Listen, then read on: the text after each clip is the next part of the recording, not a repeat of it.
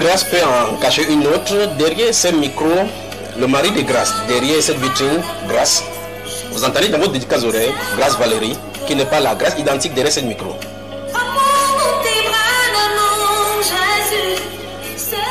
La France dans la sainteté, deuxième édition de ces jours.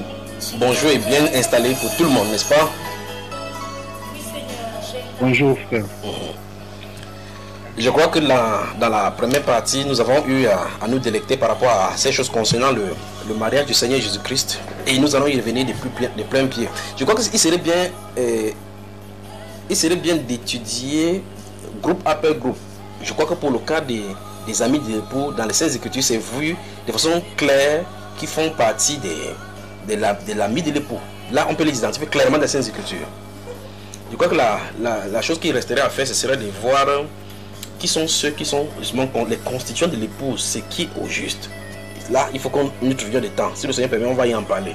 Parce que de peur de parler et que ça fasse du mal aux gens, c'est pas s'il permet que nous parlions de cela. Et puis par la suite, nous verrons également, je ne dis pas nécessairement avec vous, encore moins ici maintenant. Peut-être le Seigneur le permettra plus tard, que nous voyons maintenant ceux qui sont invités. Mais de toute façon, que vous soyez invité à la noce, que vous fassiez partie de l'époux, que vous fassiez partie de l'épouse, ou que vous fassiez partie de l'époux, l'important c'est d'être là, n'est-ce pas frère? Amen. Comme un frère m'avait dit, s'il doit seulement arrêter la serpille et laver le sol, mais pourvu qu'il soit aussi en train de laver. On est là pour le sol là-bas.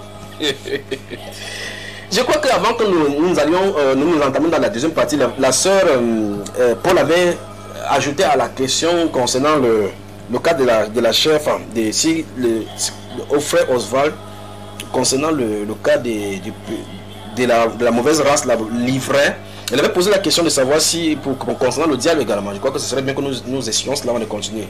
Donc la sœur Paul, si tu m'en excuses, parce que quand on parle beaucoup de choses comme ça, et puis on en oublie certaines autres. Tu m'en excuses si tu n'as pas entendu ta réponse, donc j'y reviens maintenant. D'accord? Si tu le permets alors, avant qu'on avance dans d'autres questions. J'en ai ici. Amen. 1, 2, 3 encore. 3 questions. Et puis on va en prendre ici encore plus là. Alors, ouvrons le livre du prophète Isaïe. Lisons quelque chose.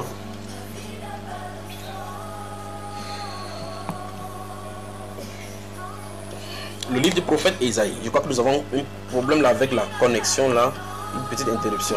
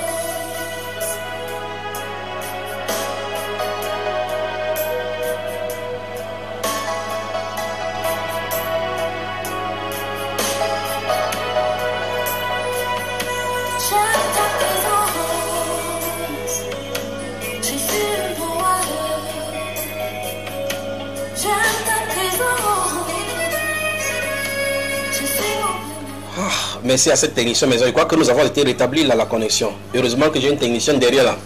Voilà. Je disais avant que nous ayons cette interruption de connexion, Ésaïe au chapitre 14. Quelle femme? Et imaginez que cette femme-ci n'avait pas été à côté de moi. Que ferais-je maintenant là-dedans? Que Dieu te bénisse, Madame Chabda. Ésaïe chapitre 14.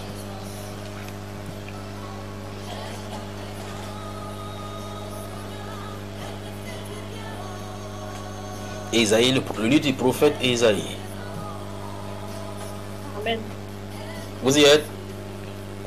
Donc c'est juste rapidement pour répondre à notre sœur Paul là par rapport à sa question concernant le diable lui-même. Lisons donc les versets 3 à 20. C'est le verset 20 qui nous intéresse, mais il faut qu'on amène cela depuis le verset 3.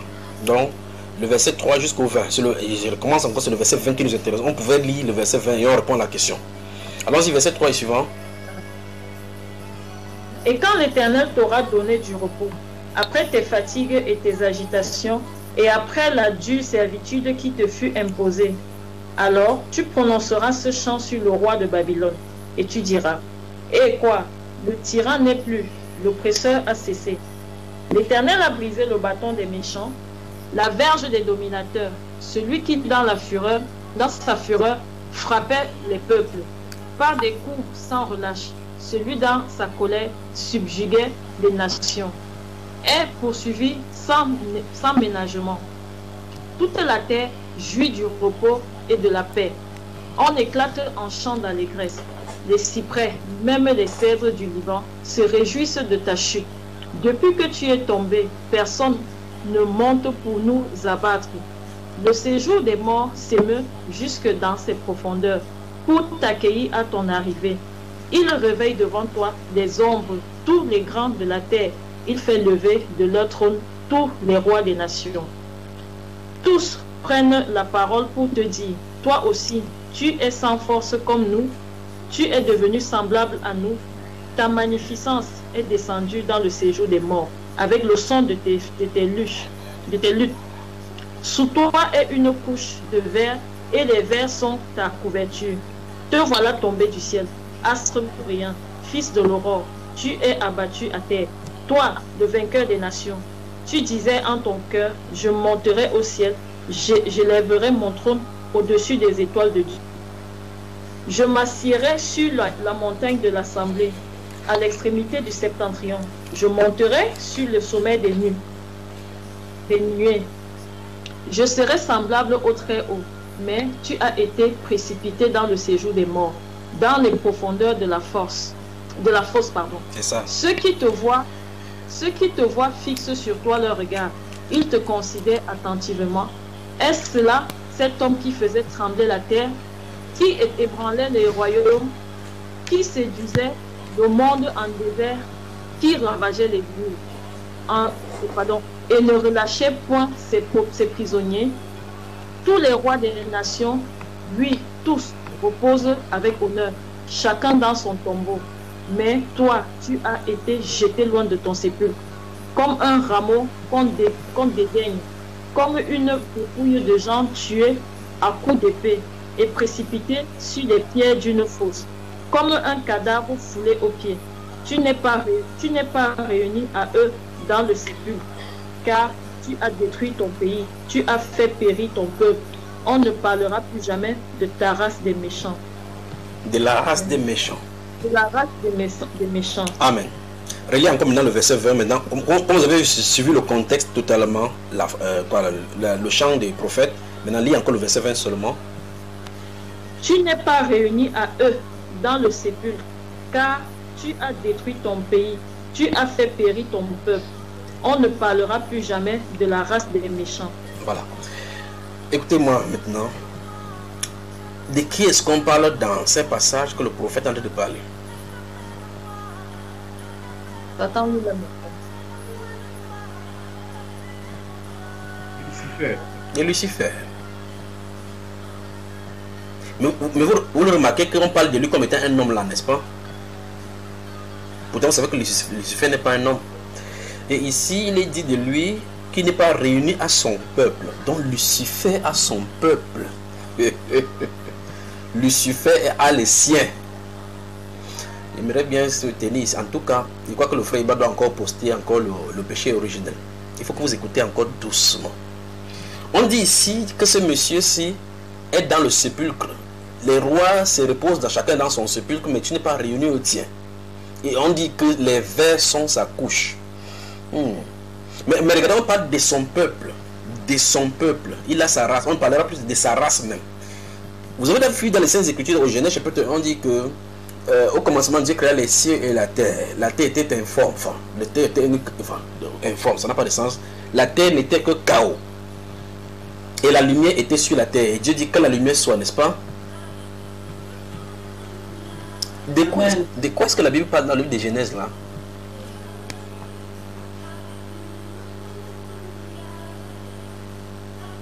Ce qu'il vient de citer là maintenant dans la Genèse chapitre 1, il parle de quoi au juste? Que la lumière soit. Non. La terre était informe et vide. La terre était chaos. Et on dit les ténèbres étaient sur la terre. Et puis Dieu dit que la lumière soit. Et la lumière fut, il sépara les ténèbres d'avec la lumière. Qu'est-ce que la Bible est en train de dire au juste? Si je ne me trompe pas, le Seigneur parle de... Si tu sais que tu vas te tromper, si tu sais que tu pourras nous te tromper, n'en parle pas. Parce que là, on sera dubitatif, maintenant, soit prendre si tu ne trompes pas. D'accord. Oui. D'accord. C'est la séparation entre les enfants de la lumière et les enfants de ténèbres. Bon, ils étaient-ils donc en ce moment donc là? Ou bien là, de parler pour un futur, pour un certain futur? Le futur. Vraiment, hein? Ok. Bon, donc, comme tu t'es trompé là. Quand je dis le futur, par rapport à l'œuvre de la croix. Non, c'est ça. Ouvrez regardez-moi le verset 12 encore. Hein.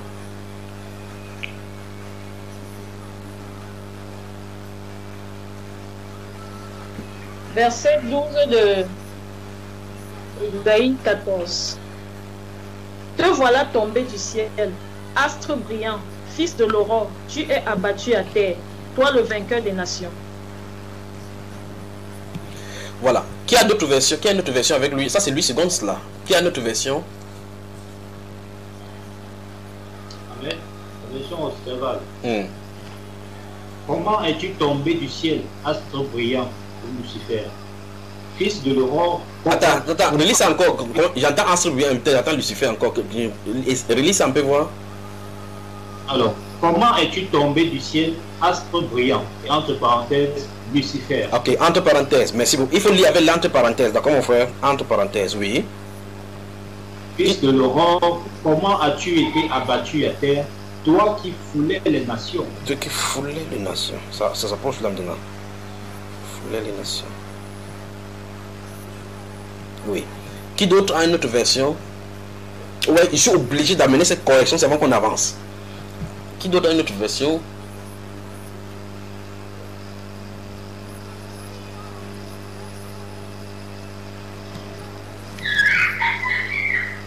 Après, 8 secondes, avec la correction, te voilà tombé du ciel, Lucifer. C'est quel 8 secondes ça? C'est 910.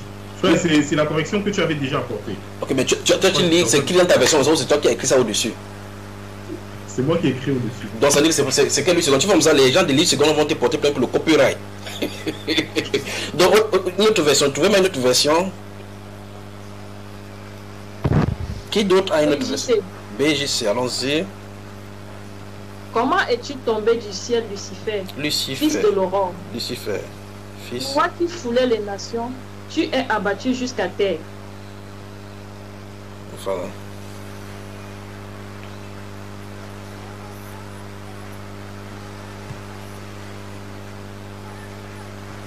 Et autre version, quelqu'un tient quelque chose? Martin, Oui. comment es-tu tombé des cieux, étoile du matin, fille de l'aurore du jour? Toi qui foulais les nations, tu es abattu jusque en terre. Encore le matin. Comment es-tu tombé des cieux, étoile du matin? Étoile du matin. C'est quelle version ici? Merci, on va commencer par elle. Et ça c'est... Vous avez dit Martin, David Martin, c'est ça? Oui. David Martin. Je vous le dis, au nom de Jésus-Christ, nous avons besoin du Saint-Esprit. David Martin. Étoile du matin, c'est ça? Oui. Maintenant, écoutez-moi très attentivement. La personne qui a lu David Martin là. Voilà. Frère Oswald, tu as quelle version à côté de toi? Parce que comme votre micro est ouvert, je vais te parler avec vous.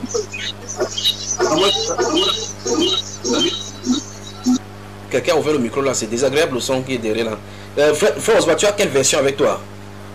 8 secondes. 8 secondes, là c'est intéressant. Maintenant, écoutez très attentivement. Le frère William, comme vous êtes dans la même salle, ouvre-toi et le frère Oswald, et faites-vous, faites cela, ouvrez le livre des 2 Pierre, voir, je vais vous montrer quelque chose, avant qu'on y revienne maintenant. Je crois que la sœur Paul, que Dieu te bénisse. Tu vois maintenant, en touchant quelque chose, on est en train d'amener maintenant vers une autre direction pour corriger quelque chose avant d'avancer par rapport à ta question. Ouvrez, touche, une souris, vous ne fermez pas. Il y a le français courant ici là. Français courant dit quoi le père?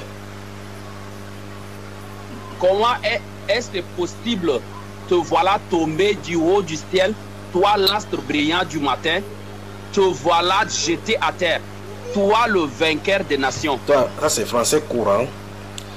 Astre brillant du matin, vainqueur des nations. C'est bon, français courant. Je les ai notés ici. Donc restons avec. Merci mon cher frère Olivier. Restons maintenant. Frère Oswald, tu as le 2. J'ai dit quel livre déjà là? 2 Pierre, c'est ça? Oui, 2 Pierre. Voilà. Le frère William, tu es également dans le livre des 2 Pierre, c'est ça? Oui. Voilà. Mais souvenez-vous, ne fermez pas le livre d'Ésaïe chapitre 14. Maintenant, lis-nous chapitre 1, verset 19. D'abord 8 secondes. Allons-y. Chapitre 1, verset 19. Et nous tenons pour d'autant plus certains la parole prophétique à laquelle vous faites bien de prêter attention, comme à une lampe qui brille dans un lieu obscur, jusqu'à ce que le jour vienne apparaître et que l'étoile du matin se lève dans vos cœurs. Soulignez étoile du matin qui doit se lever sur le cœur. C'est terrible ce qui arrive sur la terre-ci. Maintenant, comme vous avez souligné maintenant, le frère William, relis-nous le même verset dans la version lui, David Martin cette fois-ci. Allons-y. Amen.